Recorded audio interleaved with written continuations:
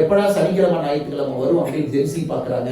இன்னைக்கெல்லாம் நிறைய பெங்களூர்ல ஸ்டார்ட் அப் கம்பெனிஸ்ல ஒரு ஹைரிங் பிராக்டிஸ் பாத்தீங்கன்னா இந்த ஜென்சி குழந்தைகள், அதாவது 1997க்கு பிறகு பிறந்தவர்களை ஜென்சி நாம் அழைக்கிறோம். 2015க்கு பிறகு பிறந்தவர்கள் நம்ம ஜென் ஆல்பாங்கிறோம். புதுசா பேர் வச்சிருக்காங்க, நம்ம எல்லாம் சேர்த்துக்கிறதே இல்லை. அதனால இந்த ஜென்சியில போய் நீங்க கேட்டீங்க அப்படின்னா அவர்கள் சொல்வது, இன்னைக்கு நான் வேலைக்கு போகணும் அப்படின்னா சனிக்கிழமை ஞாயிற்றுக்கிழமை கட்டாயமா எனக்கு ஓய்வு இருக்கணும் அப்படிங்கிற கான்ட்ராக்ட் எம்ப்ளாய்மெண்ட்ல கொண்டு வர்றாங்க. ஒரு நாளைக்கு 8 மணி நேரத்துக்கு மேல நான் பணி செய்ய மாட்டேன் அப்படிங்கிறார். இது வந்து ஜென்சி இன்னைக்கு சொல்றாங்க. யாராவது நாராயணமூர்த்தி அவர்கள் போன்றவர்கள் இல்ல ஒரு வாரத்துக்கு கண்டிப்பா நாம 70 மணி நேரம் 80 மணி நேரம் வேலை செய்யணும்னு சொன்னா எல்லாரும் சேர்ந்து நாராயணமூர்த்தி அவர் அட்டாக் பண்றாங்க. எப்படி நீ 80 மணி நேரம் வேலை செய்யலாம்னு சொன்னாங்க. ஏன்னா இது கர்ம யோகத்திற்கு அடிப்படையில எதிரான ஒரு புரிதல். நம்ம கர்ம யோகத்தை பத்தி நிறைய பேசுறோம். இன்னைக்கு குறிப்பாக இளைஞர்கள், ஜென்சி இளைஞர்கள், அவங்க செய்யக்கூடிய வேலையிலிருந்து பார்த்தோம் அப்படின்னாங்க அந்த 24 மணி நேரத்தையும் 3ஆக பிரிக்கின்றார்கள். தனிப்பட்ட ஓய்வு அதற்கு ஒரு 10 மணி நேரம் வேணும். ஆபீஸுக்கு போய் வேலை பார்க்கறது 6ல இருந்து 8 மணி நேரம். என்னோட சோசியல் லைஃப் என்ஜாய்மெண்ட்டுக்கு 6 மணி நேரம் பார்க்கறாங்க. இது மிக தவறான ஒரு பார்வையில ஒரு தலைமுறையை வளர்ந்து கொண்டிருக்கிறது. கர்ம யோகியாக நாம் உருவாக்க வேண்டும் என்று நினைக்கின்றோம், அதற்கு நேர்மறையாக வளர்ந்து கொண்டிருக்கிறார்கள்.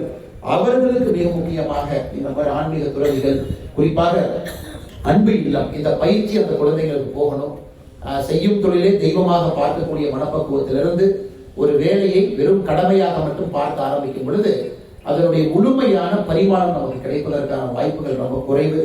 இது இன்னைக்கு சமாதானம், இந்த நம்முடைய சமாஜ், நம்முடைய சொசைட்டி முன்பு இருக்கக்கூடிய ஒரு முதல் சேலஞ்சாக நான் பார்க்கின்றேன். ஏன்னா இந்த சமுதாயம் இன்னும் 20-30 ஆண்டுகள் கழித்து வரும் பொழுது எவ்வளவு பிரச்சனையை இந்த சமுதாயம் பார்ப்பாங்க. இன்னைக்கு ப்ரீ நப்ஷியல் அக்ரிமெண்ட் ஒன்று போடுறாங்க. குறிப்பாக ஜென்சி இந்த 2000 ஆண்டுக்கு பின்பு பிறந்தவர்கள் பார்க்கும் பொழுது திருமணத்திற்கு செல்லும் முன்பு அமெரிக்கால எல்லாம் ப்ரீ நப்ஷியல் அக்ரிமெண்ட் போடுறாங்க. அதாவது விவாகரத்து நாம செஞ்சுக்கிட்டோம் அப்படின்னா விவாகரத்து செய்யும் பொழுது நம்ம சொத்தை எப்படி பிரிக்கணும், நாம எப்படி அதை டீல் பண்ணணும் அப்படிங்கிறது இன்னைக்கு பல இடத்துல கொங்கு பகுதியில் நான் பார்க்கின்றேன். லாயர் வச்சு அக்ரிமெண்ட் போட்டு தான் நிறைய திருமணத்துக்குள்ள புதிதாக நாம் இந்த விஷயத்தெல்லாம் கேட்கின்றோம். இது நான் ஒரு 2வது சேலஞ்சாக பார்க்கின்றேன். காரணம், ஒரு குடும்ப வாழ்க்கையில மிக வேகமாக வெளியே வர வேண்டும். சின்ன சின்ன பிரச்சனைகளுக்கெல்லாம் போட்டுதான் தீர்வு, எல்லாவற்றுக்கும் ஒரு சண்டை, எதற்கெடுத்தாலும் கூட நாம் வெளியே வர வேண்டும் என்கின்ற மனப்பக்கத்தில் தான் திருமண வாழ்க்கையை வாழ்கின்றார்களோ தவிர சின்ன சின்ன பிரச்சனைகள் வந்தாலும் கூட இதை தாண்டி வாழ்க்கையை வாழ வேண்டும் என்கின்ற எண்ண பக்குவம் இல்லை. அதையும் நம்முடைய அன்பு இல்லம், துறவிமார்கள் இவங்கெல்லாம் சேர்ந்து இன்னைக்கு இந்த பிரச்சனையை அட்ரஸ் பண்ணும். 3வது கடவுள் மீது இருக்கக்கூடிய பற்று. இன்னைக்கு யுனைடெட் கிங்டம், UK அதை எடுத்துக்கிட்டீங்க அப்படின்னா அந்த நாட்டை 52% மக்களுக்கு கடவுள் பற்று கிடையாது. அவங்க கடவுள் நம்பிக்கை இல்லை என்று சொல்லுகின்றார்கள் சென்சஸ். அப்படின்னா 48% மக்கள் தான் UKல கடவுளையே நம்புறாங்க. அமெரிக்காவில் இன்னைக்கு சராசரியாக 30லிருந்து 35% கடவுள் நம்பிக்கை இல்லை என்று சொல்கின்றார். இன்னைக்கு உலகத்தில் இருக்கக்கூடிய மதத்தை பார்த்தோம்னாங்க முதல் மதம், அதிகமான மக்கள் பின்பற்றக்கூடிய மதம் கிறிஸ்தவ மதம். 225 கோடி பேர், 225 crore இன்னைக்கு கிறிஸ்தவ மதத்தில் இருக்கிறாங்க. 2வது மதம் என்னன்னு பார்த்தீங்கன்னா இஸ்லாம், 165 கோடி 170 கோடி பேர் இருக்காங்க.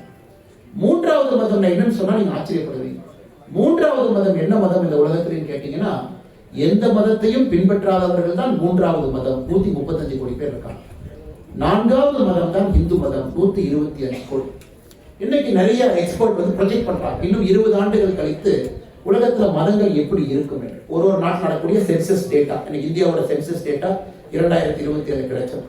அவங்க சொல்வது 2050 2055 முடியும் பொழுது உலகத்தினுடைய மிகப்பெரிய மதமாக இஸ்லாமிய மதம் இருக்கும். இஸ்லாமிய மதம் இந்த உலகத்தினுடைய மிகப்பெரிய மதமாக, முதல் மதமாக இஸ்லாமிய மதம் இருக்கும். 2வது மதமாக கிறிஸ்தவ மதம் இருக்கும். 3வது மதமாக எந்த மதத்தையும் பின்பற்றாதவர்கள் இருப்பார்கள்.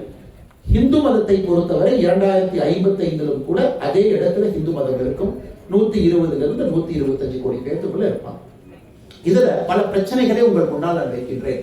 நாம் எந்த மதத்திற்கும் எதிரானவர்கள் கிடையாது. சனாதன தர்மம் என்று சொன்னாலே சன தன, அதுல 2 வார்த்தைகள் இருக்கு. சன என்று சொன்னால் டைம்லெஸ், தன என்று சொன்னால் எப்பொழுதும் நிலைத்திருக்கக்கூடிய சனாதன, அதை சனாதன தர்மம் என்று சொல்லுகின்றோம். இந்த சனாதன தர்மம் நம்ம திரும்ப பின்னாடி போனோம் அப்படின்னா வேதங்கள் தொகுத்து வழங்கப்பட்ட பொழுது அந்த பணியை 4 ரிஷிகள் எடுத்துக்கொண்டார்கள். ஒரு ரிஷியினுடைய பெயர் சனாதனமாக இருந்தது. சனாதன தர்மம் என்கின்ற பெயர் அங்கிருந்து வருதுங்க. 4 வேதங்களை தொகுத்த ஒரு ரிஷியினுடைய பெயரும் கூட, தொகுத்த ஒரு ரிஷியாக இருந்தாலும் கூட அந்த பொறுப்பை 4 ரிஷிகளுக்கு கொடுத்தாங்க. சதானனா, சனாதனா என்கின்ற 4 ரிஷிகள்ல ஒரு ரிஷி பெயர் சனாதனா. நம்முடைய மதத்தை பொறுத்தவரை எதையும் நிலைத்து நிற்கக்கூடிய ஒரு மதம். பிளே ஸ்டோர் மற்றும் ஆப் ஸ்டோரில் இருந்து பாலிமர் செயலியை QR கோடு மூலம் பதிவிறக்கம் செய்யுங்கள். செய்திகளை உடனுக்குடன் பெறுங்கள்.